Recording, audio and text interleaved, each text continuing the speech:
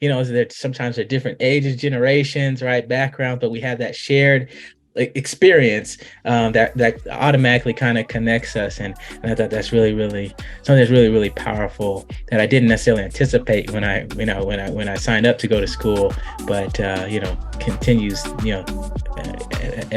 throughout my life. So Hey everyone, this is Aaron and Juwan, and you're listening to Wellness for Real People. This show is for people who are on the go, busy, and looking for ways to live their best lives. We focus on wellness topics in mindfulness, exercise, diet, and sleep, and share quick actionable tactics to improve your health and wellness. We're not perfect, but we're trying to get a little better each day. Let's grow on this journey together.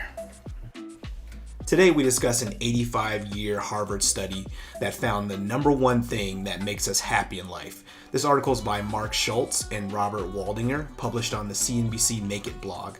Today, Juwan and I are talking about some highlights from the article and sharing some stories that relate to those topics. Let's get into the show. all right, hey there, welcome back to Wellness for Real People. I'm Juwan, this is Aaron, and today we have an article that's really interesting. It's an 85-year-old Harvard study that found the number one thing that makes us happy.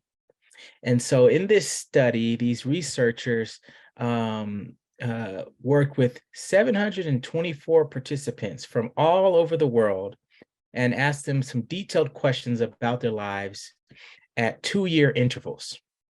And contrary to, what you might think, it's not necessarily career achievement or money or exercise or healthy diet that makes people happiest. The researchers found that the most consistent thing that made people happy over this 85-year study is positive relationships. So they said positive relationships keep us happier, healthier, and help us live longer. I thought that was a beautiful finding, and really interesting when you start thinking about what really matters to folks over the course of their lives. They brought up this idea of social fitness, and I thought that was interesting, a new term that I haven't heard before, but it made a lot of sense as the author explained it, Dr. Robert Waldinger. He said, we tend to think that once we establish friendships and intimate relationships that they will automatically take care of themselves, but our social life is a living system and it needs exercise. And so, I thought that was really powerful. Somebody once said, I can't remember the person, but they said, love is work, right? In relationships, if you really love something, if you really love someone, you actually have to put in work to maintain, that relationship. And so, as we get into some takeaway points from the article, before I want to throw it to you, Aaron, to talk about kind of your overall thoughts about the article, and then some of the key, they call them 7 keystones of support in terms of things you should look for in those important relationships in your life. Yeah, and I had a similar thought too, where I hadn't heard the term social fitness before, but it was something that as soon as I read those words, I was thinking about it. And with anything with fitness, it's, habits and it's discipline and it's work, right? It's a combination of those things. And so immediately I started thinking about, have I been practicing social fitness, So it was like taking stock of my current situation to say, what does that even look like for me? And, I reflected on the one part of the article too, where it says not only can these relationships help us to be happier, but they can help us live longer too. And I thought that was super powerful that, relationships could have that kind of impact on you, not just from internal happiness standpoint, but just from a longevity standpoint. So I thought that was super cool. And then the article actually gives you a tool to help you take stock of your relationships, which I thought was powerful. And I'll share some of the points here. We'll dive into a little bit of each one as we go when we find there's something that kind of stands out. But there were really 7 keystones of support in our relational lives that we need to focus on to really figure out and take stock of our social fitness and maybe some areas where we need work. Number 1 was safety and security. So the question they ask is, who would you call if you woke up scared in the middle of the night?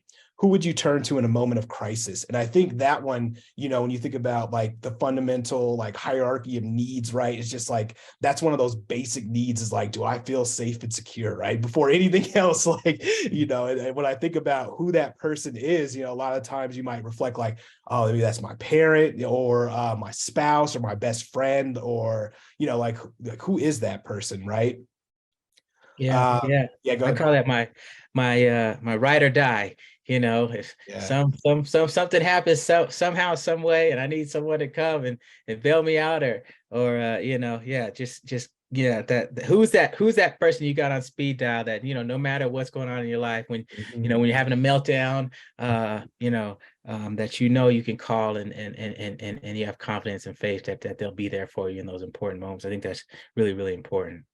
It is like, because I feel like, you kind of almost have to have that sounding board person when you're going through something that you're like, man, I just got to talk through this. Like, I don't even need you to really like solve it for me, but I just got to talk through it. And then we Mhm. can have the discussion about like, what should I do in this moment of crisis or moment of challenge. So yeah, I feel like that's something I was like, man, I feel blessed that I have that in my life, and something I didn't realize. I realized I had it, but I hadn't consciously thought to take stock of that. And the people that are around me, the ones that make me feel that, I'm like, man, that's so valuable. Like I need to actually tell them that and thank them for being that for me. Yeah. Um, Number two is learning and growth. So like who encourages you to try new things, take chances, and pursue your life goals. And immediately I thought about you on this one, Juwan, because we have Wellness for Real People, we have our business Can Do Tea, and then I feel like you're one of those people that in my life is like my mentor type that's always pushing me and challenging me to just think differently, to go a step beyond, and then just to be more focused and intentional with the things that I do. So I was like, man, like, I'm so blessed to have you that you can push me and challenge me to take on those things, because I think a lot of the times, if you don't have that, it's so easy to just fall into a routine and maybe not necessarily go after what you really want. And that could take a toll over time of just dissatisfaction and maybe, a life of what ifs. So I really appreciate that. Yeah, no, thank you for sharing that. Appreciate your kindness and sharing that. Uh, Certainly wasn't prepared for that, but Yeah.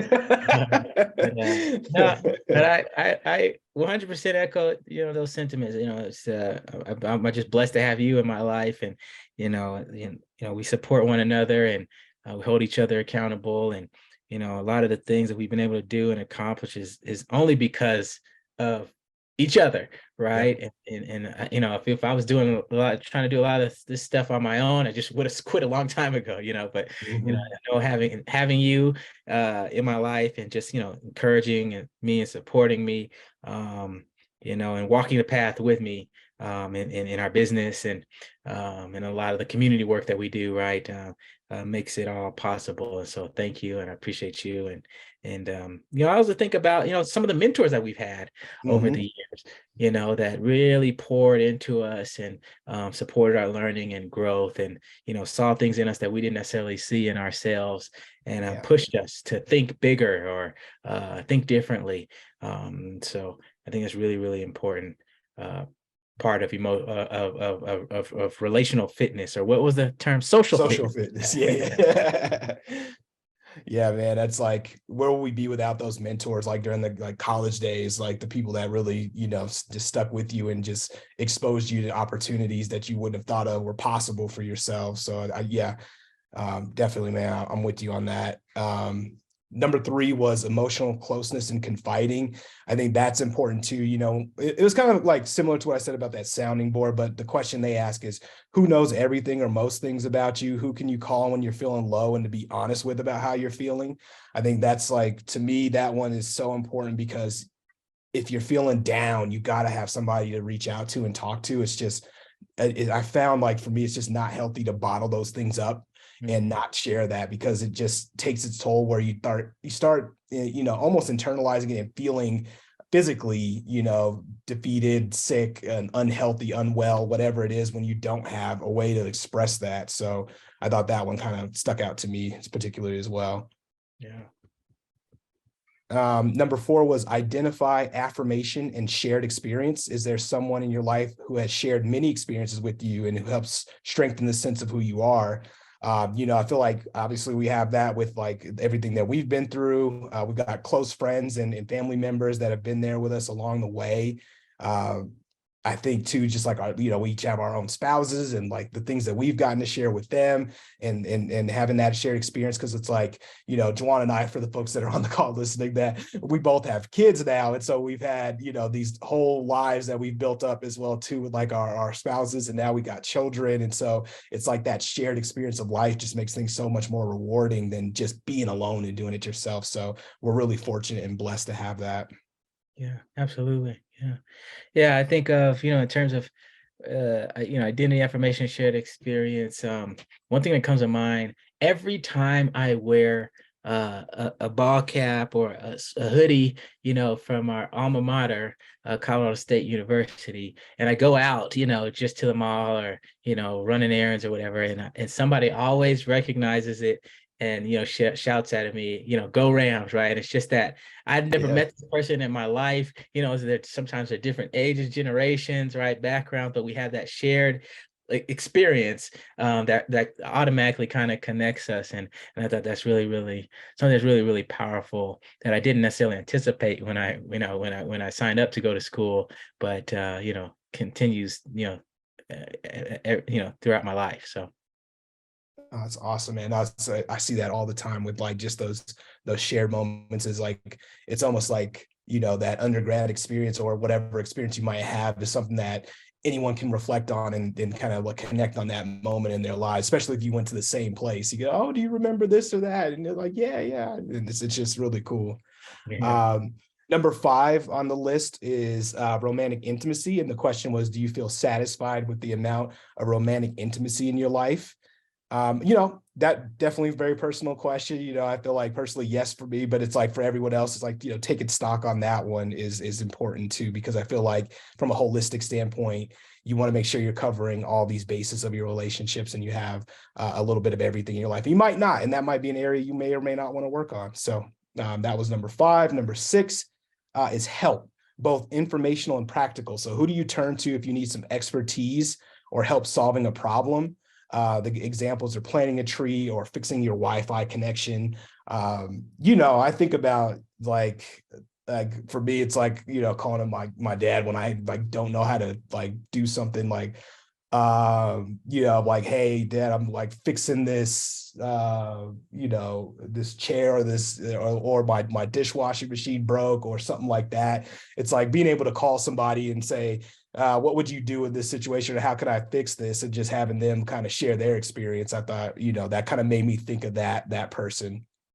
Yeah, no, that's great. Yeah, I definitely need some help with that because I'm the least handiest person I think perhaps on the planet. So yeah, anytime anything breaks, I gotta call somebody. I'm looking up Google. Yeah, and but so I think that I didn't really think about it in this context, but it's really, really important to, like you mentioned, to have on speed dial, your support team that can help you out. When you get stuck with something, whether that's, like you said, stuff around the house or just something at work, a career kind of thing, or another just personal relationship, or just mental health kind of stuff, right? And Yep. so there's a range of folks, right, that that we have in our support team, and I think it's really, really important to keep us grounded, keep us connected, keep us supported through whatever we're going through in life. Yeah. And then number 7 is fun and relaxation. So who makes you laugh? Who do you call to see a movie or want to go on a road trip with? Who makes you feel connected and at ease? And man, I think this one, like, really just to finish things off, is like my close group of friends, the guys that I've known since college and have been able to form really close friendships with over the, what has it been, like 15, almost, 15 plus years, or how many years it's been. I can't even think of it.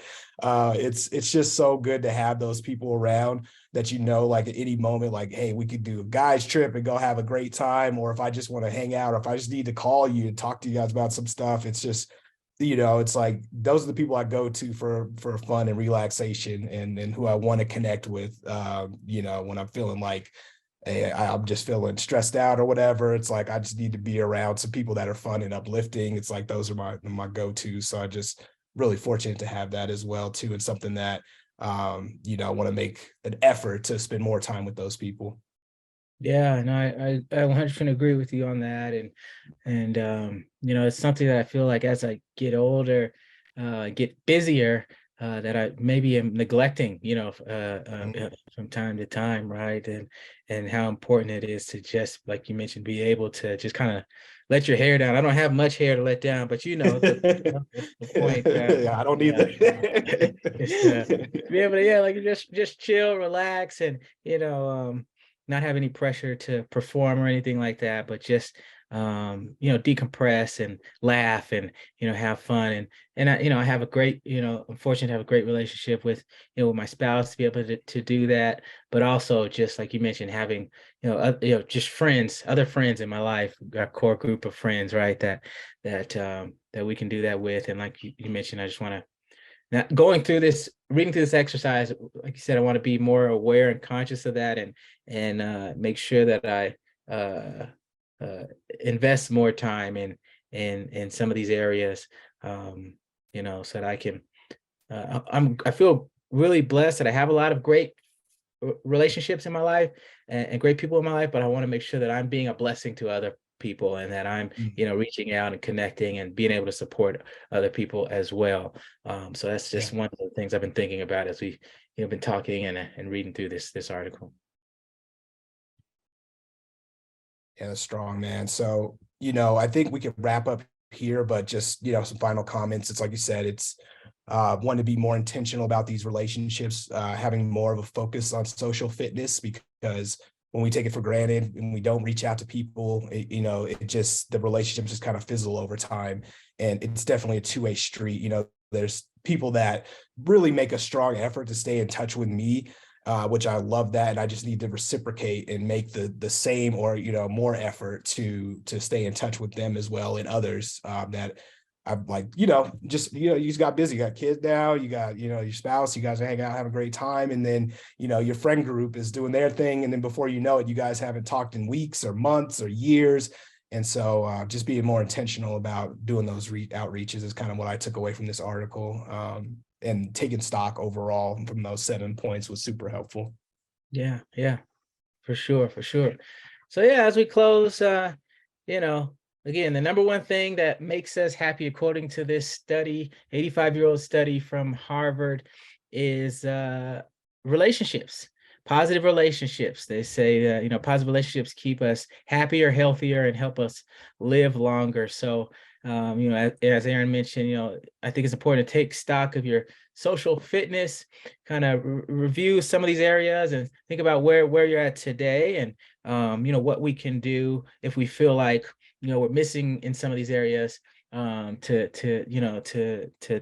address that, but also to appreciate what we do have, right, and double down on that as well. And so maybe not all of these areas are important to you, but I think it's important to think about the areas that are most important to you, and to be aware of that, and to be able to communicate that to the people around you, like you said, and let people know how much you care about them, how much they mean to you. I just at the end of the day, I thought it was really, really powerful. It's not about career achievements or how much money you have, or diet or exercise that makes us happy. It's at the end of the day, it's about relationships, right? We are social beings. And so I thought it was a really powerful article, and definitely got some food for thought. And so I hope you enjoyed this particular article, this discussion. We will leave a link to the article in the show notes. And I certainly hope you have a great rest of your week, and we'll see you on the next episode. Thanks, everybody.